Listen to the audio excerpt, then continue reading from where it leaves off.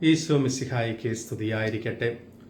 പലപ്പോഴും നന്മ ചെയ്ത ദൈവത്തോട് ചേർന്നിരിക്കുവാൻ നാം വിമുഖത കാണിക്കുകയും തിന്മകൾ ചെയ്യുവാൻ ഇഷ്ടപ്പെടുകയും ചെയ്യുന്നത് സ്വർഗം നൽകുന്ന സന്തോഷം നാം തിരിച്ചറിയാത്തതുകൊണ്ടും നരകത്തിന്റെ കാഠിന്യം നാം നമ്മുടെ ജീവിതത്തിൽ മനസ്സിലാക്കാത്തത് കൊണ്ടുമാണ്.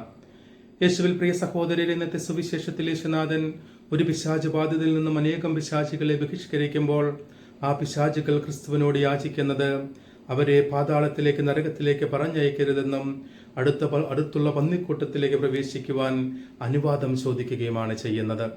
പിശാചുക്കൾ പോലും നരകത്തിലേക്ക് പ്രവേശിക്കുവാൻ ആഗ്രഹിക്കുന്നില്ലെന്നും ഇഷ്ടപ്പെടുന്നില്ലെന്നും ഇന്നത്തെ സുവിശേഷത്തിലൂടെ യേശുനാഥൻ നമ്മെ ഓർമ്മിപ്പിക്കുന്നു.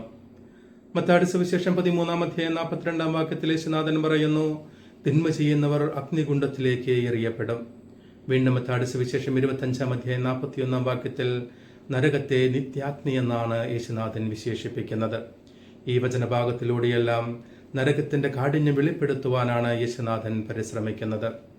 സുവിശേഷത്തിൽ യേശുനാഥൻ സ്വർഗത്തെക്കുറിച്ചും നിത്യജീവനെക്കുറിച്ചും വെളിപ്പെടുത്തുന്നത് പോലെ തന്നെ നരകത്തെക്കുറിച്ചും അനേകം തവണ വെളിപ്പെടുത്തുന്നതായി നമുക്ക് കാണുവാനായിട്ട് സാധിക്കും.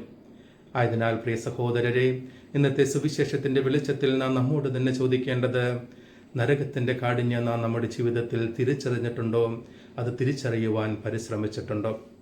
മലാഖിയുടെ പുസ്തകം 3-6 വാക്യത്തിൽ നാം വായിക്കുന്നു, കർത്താവായ എനിക്ക് മാറ്റമില്ല. എബ്രായർക്കെഴുതിയ ലേഖനം 13-8 വാക്യത്തിൽ നാം വായിക്കുന്നു, യേശു ക്രിസ്തു അന്നും ഇന്നും എന്നും ഒന്ന് തന്നെ.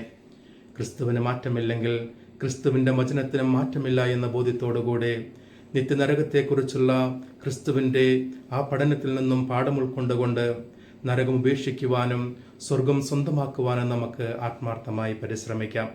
വെളിപാടിന്റെ പുസ്തകം 22-12 വാക്യത്തിൽ നാം വായിക്കുന്നു, ഓരോരുത്തർക്കും അവരവരുടെ പ്രവൃത്തികൾക്കനുസരിച്ച് പ്രതിഫലം നൽകുവാൻ ഞാൻ വരുന്നു.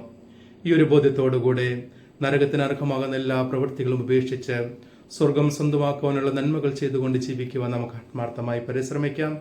ദൈവം നമ്മെ എല്ലാവരെയും സമൃദ്ധമായി അനുഗ്രഹിക്കട്ടെ. വചനം വായിക്കുവാനും വിശുദ്ധിയിൽ ജീവിക്കുവാനും പരിശ്രമിക്കാം. നമ്മുടെ എല്ലാ ആവശ്യങ്ങളും ആഗ്രഹങ്ങളും കർത്താവിന് സമർപ്പിച്ചുകൊണ്ട് കർത്താവിന്റെ ആശീർവാദത്തിനായി നമുക്ക് നമ്മെ തന്നെ ഒരുക്കാം. കർത്താവ് അനുഗ്രഹിക്കുകയും പരിപാലിക്കുകയും ചെയ്യട്ടെ. കർത്താവ് കരുണയായിരിക്കുകയും പ്രസാദിക്കുകയും ചെയ്യട്ടെ. കർത്താവ് കരുണാപൂർവ്വം കടാക്ഷിച്ച് നിങ്ങൾക്ക് സമാധാനം നൽകട്ടെ, ഇപ്പോഴും എപ്പോഴും എന്നേക്കും. ആമേൻ.